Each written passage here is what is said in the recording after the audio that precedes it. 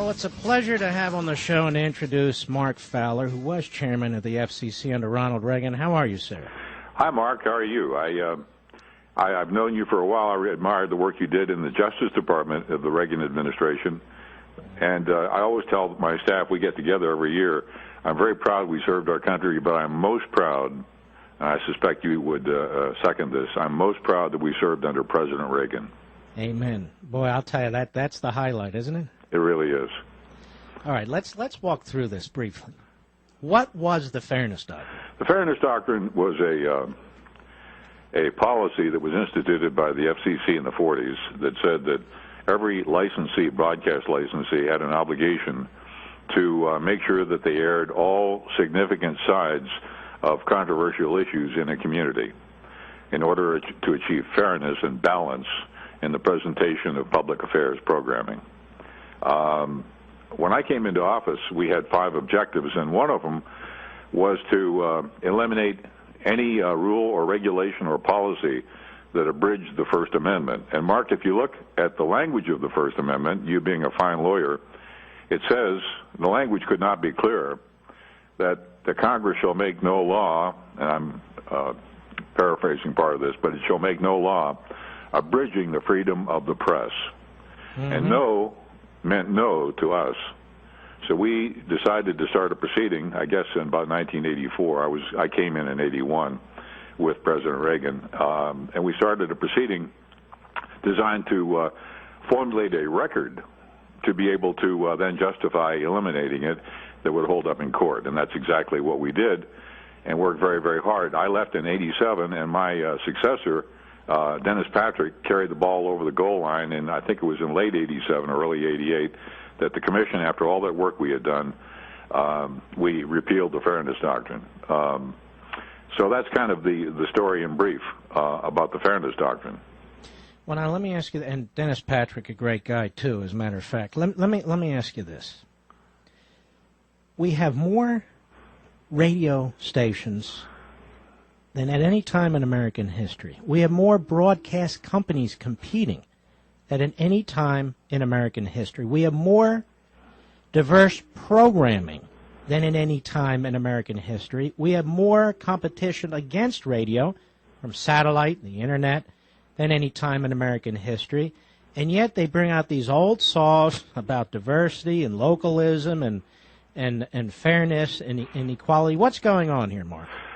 Mark, you have to conclude, given the plethora of voices out there. I mean, there are literally hundreds of thousands of different speakers in the marketplace of ideas in our country. If you put all those things you're talking about, particularly the internet and radio and television, magazines, newspapers, books, and it goes on, you got to say it's a very robust marketplace of ideas. What's the problem? And what you have to then conclude is that the only reason they want to bring back the Fairness Doctrine, the Democrats, and I hate to say this, but you can't conclude almost anything else. That the reason must be that because we've got this one little piece of the media, conservatives, talk radio, and by the way, talk radio really wasn't conservative talk radio when we repealed this. Mm-hmm. But we've got this one little area where we seem to be very successful in conveying our ideas, and they can't stand that, and they think they want to try to throttle that, thwart it, by bringing back the Fairness Doctrine, because you can't conclude that there's any other policy reason to do it. No, and you're right. There wasn't quote-unquote conservative talk radio. It's just that that's what the market has demanded, and it's successful from a commercial point of view. We can't command people to listen to conservative talk radio. Yep. We can't command advertisers to participate in this process. They do it. The liberals have tried with funding from key Democrats, billionaires, orphanages, and it doesn't work for them. So what they seem to be saying, Mark, is it doesn't work for us, so we have to cripple you. Exactly. Mark, I remember at the time that I instituted the proceeding to repeal the Fairness Doctrine, which Dennis Patrick then completed. I remember at the White House there was a lot of discussion with some of the people over there, and they were saying, my God, what is Fowler doing? He's going to repeal the Fairness Doctrine. Mr. President, they appealed to the President. We actually had meetings on this. This is not a good thing, because at that time, Mark, there wasn't conservative talk radio. There was basically the 3 major television networks and PBS, And talk radio, to the extent it was not so political. It wasn't conservative or anything. It was just people talking about, everyday problems and so forth, to the extent that there was talk radio. But they said, Mr. President, this is a crazy thing, because the only thing that really protects you from the savageness of the three networks that every day they would savage Ronald Reagan is the Fairness Doctrine, and Fowler is proposing to repeal it.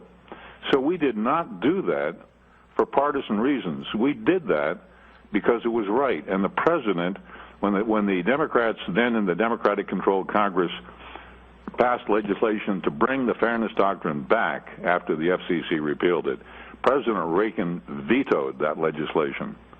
And he did it again in an environment where it was not to his political benefit to do that. He did it because it was right. Mm-hmm. Now, do you think they'd apply this Fairness Doctrine to a national government radio? You mean to PBS? NPR and PBS? NPR? Yeah.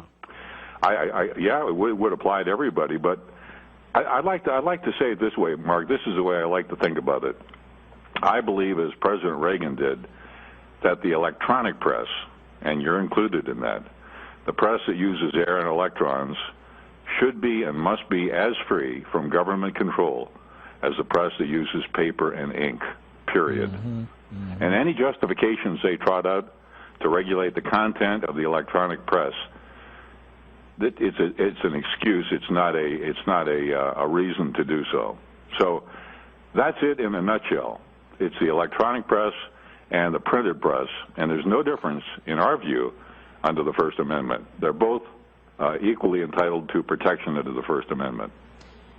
Now, your guess is as good as mine, but I'd be curious to hear, what do you think a federal court would say if they tried this backdoor censorship? I guess it would depend on the court, wouldn't it? It would, and I think you bring up a point there. But I think I'm pretty optimistic that even people like, let's say, Justice Ginsburg, and maybe even John Paul Stevens, I think there are enough of the Democrats, or the democratically appointed justices, I should say, on the Supreme Court who still treasure the First Amendment as well. I think that this reminds me a lot of the grab on the census.